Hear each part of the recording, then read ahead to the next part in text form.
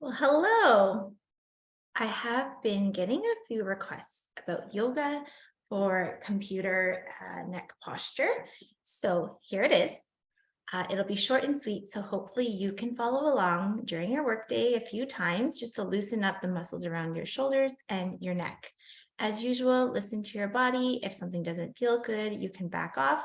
Doesn't have to be extreme in the postures. As long as you feel it in the right spots, you're doing great.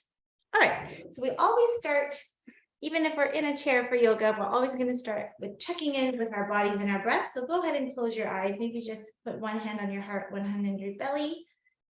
And feel free to sigh out the first couple of breaths. And then as you feel a little bit more grounded, a little bit more calm, start to really try to use your nose to breathe in and out. Your nose is your main breathing vessel. We're going to try to use that to filter that air as it comes in and slow down the flow of air as it comes out. That really is important for effective breathing.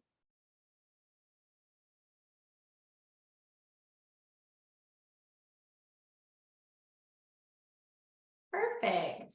Open up those eyes and just sort of start to roll your shoulders down and back. If you're sitting in a office chair or whatever chair, try to sit with your feet flat on the floor, your hips and knees at 90 degrees. I'm on a rolly stool. And you want to be on the edge of your chair a little bit so that you're not dumping back into the backrest, that you're achieving that neutral spine that we often talk about being so important, say in that neutral spine posture. And then we'll just bring our left ear to the left shoulder and then draw a small circle so that you can get the right ear to the right shoulder. And if that doesn't feel good, just don't bend so far. Sometimes when you haven't bent your neck in that way, the muscles are really stiff or really tight. And you just want to make sure that you're listening to your body. And as you keep moving through these neck circle, this half U shape, maybe things will loosen up and feel like you can go a bit further. But in the beginning, if it feels tight, just be mindful and just go nice and slow. Good job.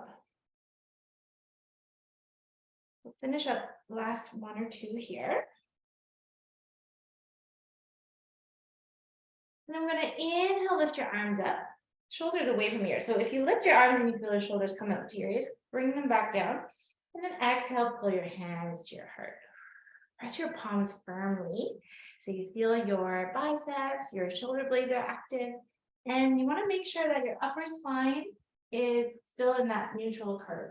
Okay, so you don't want to feel like you're rounded. You're still in this nice, as tall as you can be posture.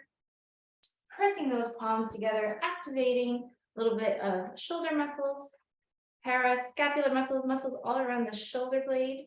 And then we'll inhale one more time. This time we're going to exhale, pull your elbows a little bit behind you as if you're going to tuck them in a W shape. And the elbows are behind your rib cage. Okay, this is going to activate some of the lower shoulder blade muscles, really important for helping with shoulder stability and neck and shoulder posture. Inhale, upper body as well. Exhale, squeezing those elbows down and back. Let's do one more. Exhale. Awesome. Shake that out. Roll your shoulders down and back. And then we'll go back to those neck rolls. Just check in. Maybe they feel a little looser now. Good. Okay. Now we're going to do a little bit of a chin retraction. So if you imagine a line through your head, down through your torso, you want to feel like your head is not forward in front of your spine. So what I mean by that is, or another way to look at it is, where is your earlobe in relation to this tip of your shoulder? If you touch the tip of your shoulder here, this is called your acromion process. It's just a little bony prominence here. You kind of want to see if the earlobe is almost in line with it. If you feel quite rounded forward and your head is much further forward than the rest of you, your earlobe will be in front of that acromion process. So first, what you want to do is not tilt your head back, okay? What you want to do is try to find that neutral curve first. So even if you just tilt your pelvis forward, that might help. And then from here, if your head is still dipped forward, like we call this forward head posture, you're going to see if you can draw your shoulder blades down and back, just a subtle movement, and then pull your chin in towards your throat. So it's almost like if you had an egg here, you're trying to hold on to that egg, or like smoosh it a little bit, smush it a little bit, smoosh, smush. And if that hurts, remember, you can just do 50%. You don't have to go 100. It's not all or nothing. If your body's never been here or it hasn't been here in a long time, you just want to be gentle and like ease into it. So this might be, you practice 50% for a few weeks, and then as you get it feels a little bit more like you can move with ease in that direction, then you can try to push it a little bit, right? We want a little bit of challenge and discomfort. That's the only way your body's going to make change, but you don't want to go so far that you create pain, and then that's not good. So again, if you feel like your posture is a little bit like this, you're going to tilt your hips forward, right? So just a little bit of a rolling forward to get that lumbar curve, and then dropping the shoulder blades down and back. And then from here, if your head still feels forward, the earlobe is in front of you, front of that shoulder, then you can pull your chin a little bit in, like you're smushing an egg here. Some people hate this because it feels like they're creating a double chin, but that is healthier for your shoulders and your neck and your spine. And I have exercises that I'll show you in a video another day that can help with the muscles in the front of your neck so that you don't get that double chin. All right. So now that we've straightened ourselves out a little bit, we can safely do a nice neck and shoulder stretch. So what you're going to do is you're going to tilt your left ear to your left shoulder. And then you're going to bring your right arm a little bit behind you and open your hand. And just from doing this, opening your hand really wide, all 5 fingers, sinking this shoulder away from your right ear, keeping this left ear bent, you should already feel a little bit of a stretch. And breathe. If you want a bit more, this free hand, my left hand, I'm not going to pull down on my head, but what you're going to do is you're going to take the skin behind your eyeball and just lift it ever so slightly, like giving yourself a little facelift here, while stretching these fingers away from you. And breathe. Go ahead and close the eyes if that feels good. And just by offering that little bit of skin lift and stretching those fingers away, left ear to left shoulder, you should feel this sort of like fuzzy, stretchy sensation across the forearm, across your shoulder, across your neck, even into the ear and the side of your head, maybe, right? So there's no muscle that runs from your head all the way down like that, but there's fascia, and that's that layer of tissue between muscle and skin.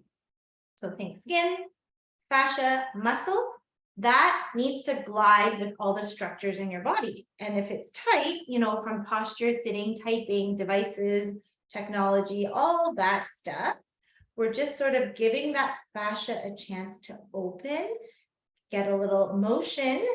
So motion is lotion. I'm sure you heard that term before. It just means to get things gliding so that it can get nutrition, more blood flow, and ease pain if you have any. Ease stiffness. Get things moving a bit better. Take another full breath. And let's release that. Okay, sometimes after you stretch extremely in a way, it feels like a little sticky. You can just kind of be playful, move your body a little bit, and then pause. Check in. How does that side feel compared to the other side? Maybe it feels a little more tingly, or there's like a buzzy awareness there. It's just like all the benefits of that stretch kind of getting absorbed by your tissues. Okay, let's do the other side. So right shoulder, right ear to right shoulder, pause, and don't be surprised if one side looks different.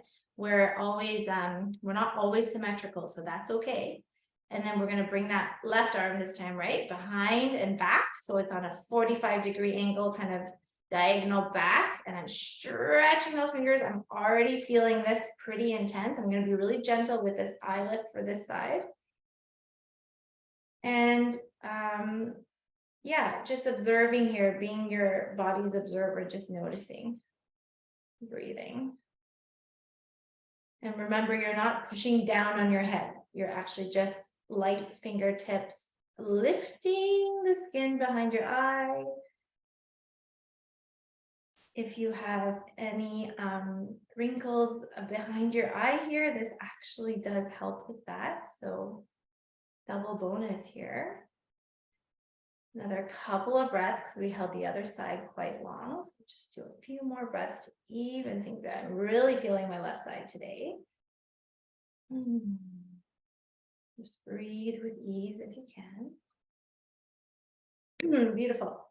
Release, release. And then again, just shaking things out, wiggling things out, just being playful with your movement.